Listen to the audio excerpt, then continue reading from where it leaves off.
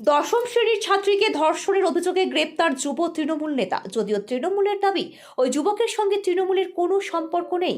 সমাজ মাধ্যমে একাধিক নেতার সঙ্গে ছবি ভাইরাল ওই যুব নেতার। গতকাল রাতে বছর 16-র এক নাবালিকা টিউশনি শেষে তার বন্ধুর সাথে বাড়ি ফিরছিল। সেই সময় তার পথ আটকায় তৃণমূলের যুব নেতা দীপঙ্কর অধিকারী সহ আরও 2 যুবক। অভিযোগ স্থানীয়দের। অভিযোগ ওই নাবালিকা ও তার বন্ধু যখন রাস্তায় দাঁড়িয়ে কথা বলছিল, সেই সময় তাদের ছবি তুলতে চায় দীপঙ্কর এবং সেই ভিডিও সমাজ মাধ্যমে ছড়িয়ে দেওয়ারও হুমকি দেয়। নিজেকে সিভিক ভলেন্টিয়ারের পরিচয় দেয় ওই যুব নেতা। বিভিন্নভাবে ওই নাবালিকা ও তার বন্ধুকে থানায় নিয়ে যাওয়ার চেষ্টা করে। পরে ওই নাবালিকার বন্ধুকে সেখান থেকে সরিয়ে দিয়ে একটি কারখানার পরিত্যক্ত জায়গায় নিয়ে গিয়ে নাবালিকাকে ধর্ষণ করা হয় বলে অভিযোগ। এরপরে ওই নাবালিকা ফোন করে তার পরিবারকে জানায় সমস্ত ঘটনা। তার মা গিয়ে সেখান থেকে উদ্ধার করে তাকে বাড়িতে নিয়ে যায়। রাতে উত্তরপাড়া থানায় যায় নাবালিকার পরিবার। সেখানে দীপঙ্কর সহ বাকি 2 জনের নামে অভিযোগ দায়ের করে নাবালিকার পরিবার। অভিযোগের ভিত্তিতে পুলিশ একজনকে গ্রেপ্তার করে। বাকিদের খোঁজে তল্লাশি চলছে। পুলিশ সূত্রে খবর, ধৃত দীপঙ্করের বাড়ি উত্তরপাড়া কাঁঠালবাগান বাজার এলাকায়। সেখানে একটি ভাড়া বাড়িতে থাকে। উত্তরপাড়া থানার পুলিশ সেখান থেকে যুবককে গ্রেপ্তার করে।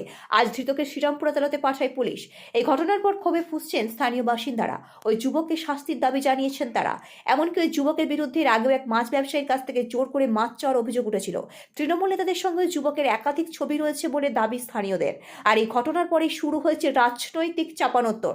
বিজেপি নেতা ইন্দ্রনীল দত্ত বলেন, পশ্চিমবঙ্গে এখন আইনের শাসন চলছে না, শাসকের আইন চলছে। গতকাল যে ঘটনা ঘটেছে তা অত্যন্ত দুঃখজনক ও নিন্দনীয়। পুলিশ একজনকে গ্রেপ্তার করেছে, বাকিদের গ্রেপ্তার না করলে আমরা আন্দোলনের পথে নামবো।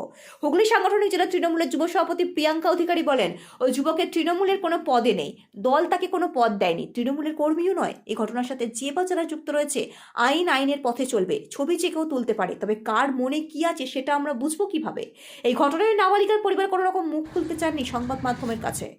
গতকাল একজন অ্যারেস্ট হয়েছে পুলিশের জালে গ্যাং রেপের অভিযোগে। সে নাকি তৃণমূলের যুব নেতা। কি বলবেন? দেখুন, পশ্চিমবঙ্গে এখন আইনের শাসন চলছে না, শাসকের আইন চলছে।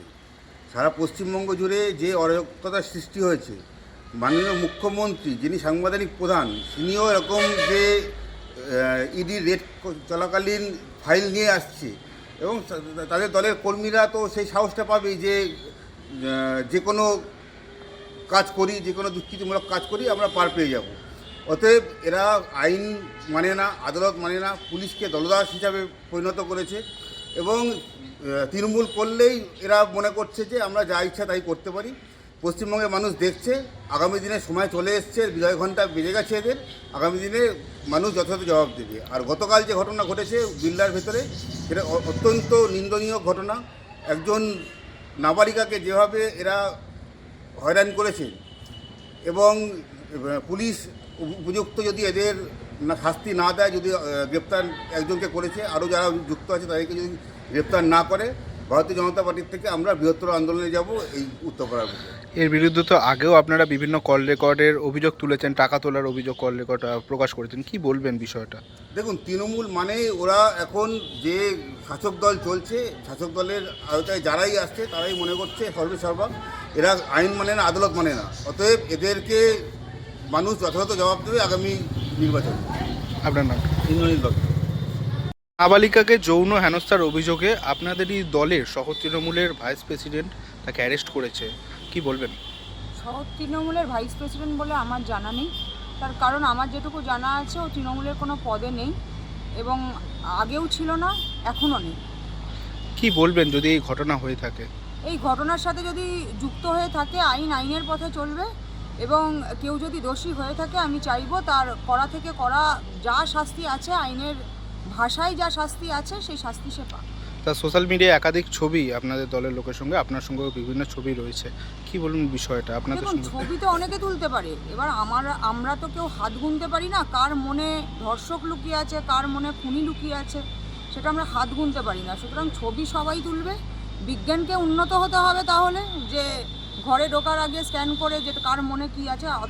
ততদিন বিজ্ঞান যতদিন উন্নত হয়নি, তো এরকম ছবি তো তুলতেই পারে অনেকে।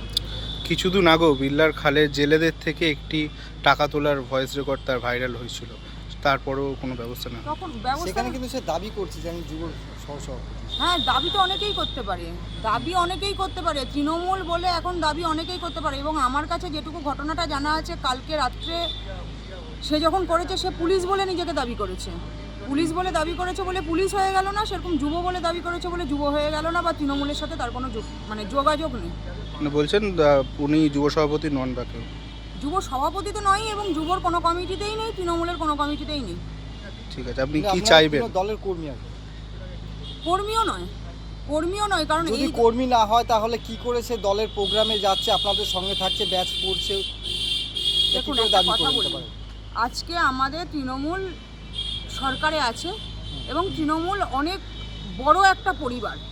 সেই পরিবারে প্রোগ্রামে অনেকেই আসতে পারে, কিন্তু আমি বলছি দলের সে কোনো পদে নেই, দল তাকে কোনো পদ দেয়নি, তৃণমূল যুব কংগ্রেস কোনো পদ দেয়নি। এটা আমি পরিষ্কারভাবে, যখন তার ভিডিও ভাইরাল হয়েছিল, একটা অডিও ভাইরাল হয়েছিল যে সে মাছ চেয়েছে, তখনও আমি আপনাদেরকে জানিয়েছিলাম যে সে কোনো দলের, তৃণমূল যুব কংগ্রেসের কোনো পোস্টে সে নেই। ঠিক আছে। অভিযোগ উঠছে যে আপনাদেরই দলের একজনকে গ্যাং রেপে অ্যারেস্ট করা হয়েছে উত্তরপাড়া থানা, কি বলবেন? যে অ্যারেস্ট হয়েছে ওর নাম হচ্ছে সোনাই, ভালো নাম দীপঙ্কর। ওর বিরুদ্ধে আগে এরকম অনেক অভিযোগ আছে।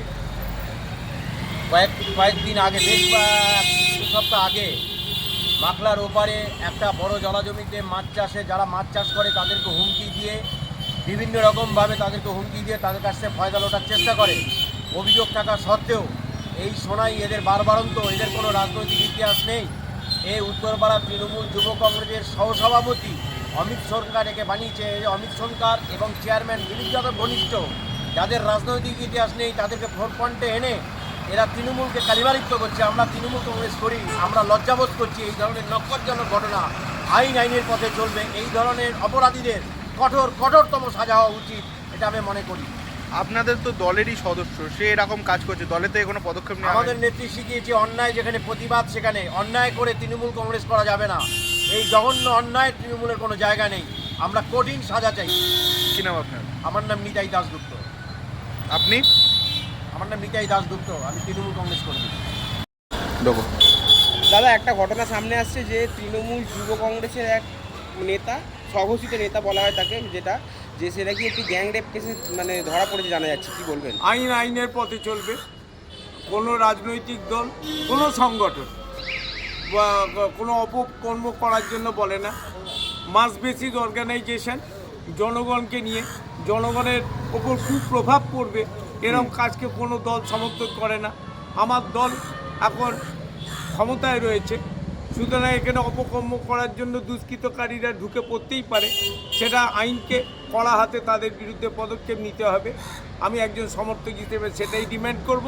তাকে দেখা যাচ্ছে বিভিন্ন উত্তরপাড়া পুরসভার চেয়ারম্যান থেকে শুরু করে উত্তরপাড়ার আইনজীবী সবার সঙ্গে কার সঙ্গে দেখা যাচ্ছে তারা জবাব তাদের জবাব তারা দেবে। আমার সঙ্গে তো কোথাও তাকে দেখা যায়নি, তাহলে আমি জবাব দিতাম। আমি আমার কথা বললাম, আইনের পথে চলবে। মমতা ব্যানার্জি, অভিষেক ব্যানার্জি এবং তৃণমূল কংগ্রেসকে আমরা প্রতিষ্ঠিত করেছি। প্রতিষ্ঠা লগ্ন থেকে আমি ছিলাম তৃণমূল কংগ্রেসে। ঠিক আছে। আমি আবাহনে ছিলাম, আমি বিসর্জনে নিশ্চয়ই থাকতে চাই। ঠিক আছে, আপনার নাম? আমার নাম কালাচাঁদ ব্যানার্জি, তৃণমূল ছাত্র পরিষদের হুগলি জেলার প্রতিষ্ঠাতা সভাপতি, এক্স তৃণমূল ইউথ কংগ্রেসের স্টেট লিডার। ঠিক।